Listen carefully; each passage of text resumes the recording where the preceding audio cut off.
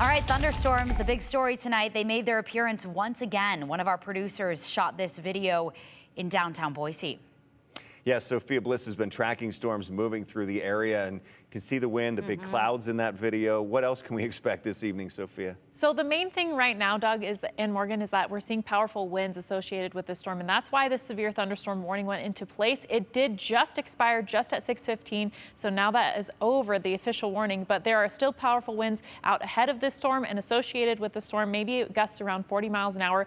Homedale, this wind is going to be knocking on your door within the next minute or two, but the strongest winds are right between the Kuna and Melba area. So those strongest winds are going to be associated with this little lower lobe to the south. So we've got the showers that are moving through too, and lightning as well associated with this. No hail thus far with this particular storm, but definitely some stronger showers starting to move through. And now a little bit more of those showers building towards the Sweet area, where there were several strikes of lightning. And this is not the only round that we'll be tracking tonight of the moisture, and so there's another round that's starting to move into the Magic Valley area, going closer to Twin Falls, and I would expect those to continue to produce lightning and some localized downpours as well as those gusty winds. And the mountains are looking like they're getting a little bit of calming right now, but again, there's more moisture coming in from the south, so I would expect another round as we go into the evening hours. You could see overall just how active our area is all the way across southern Idaho and in our bordering states.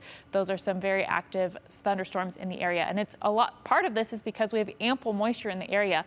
We have a lot of this moisture streaming in from the southwest, and so we're seeing a lot of that blossom as storms now, and so that moisture is going to continue to come in from this direction, and that's why we'll continue to see some of these stronger storms. But with the wind gusts that we have seen thus far, with these here are the highest official wind gusts across the area.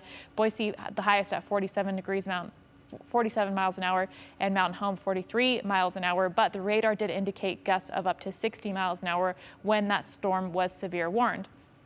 Now, we will be seeing those chances for the severe thunderstorms the rest of tonight, but as we look at tomorrow, that risk is going to shift northward a little bit, and I think we'll see a little bit less potential for some of those storms. But you can see throughout tonight, we are going to hang on to those chances, and again, we're talking about those localized downpours for the mountain locations. Probably a little bit less lightning as we go into the evening hours and lose some heat, but I would expect some of these areas to continue to see some showers and localized downpours. And you can see some of that activity continuing into tomorrow night, but we should get a little bit of a break in between the early morning hours and the evening hours tomorrow. So those storm chances are just really consistent. Friday we'll really be looking at, because that's another heavy round of moisture that's going to be moving in.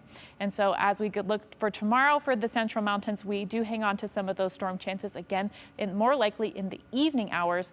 And we're talking about the same risks. We've got the localized downpours, the lightning, the small hail. I know we must seem like a broken record because we keep talking about the storm chances, but as we look towards the valley locations, it's going to be a little bit drier until the evening, I think. And so then as we continue into Friday, those moisture chances continue to ramp up, but we cool down a little bit, so that we lose a little bit of the potential for some of the stronger storms when we cool down. But overall, a very stormy pattern ahead in your 7-day forecast with temperatures in the 80s. We'll be right back with the news at 6 after this.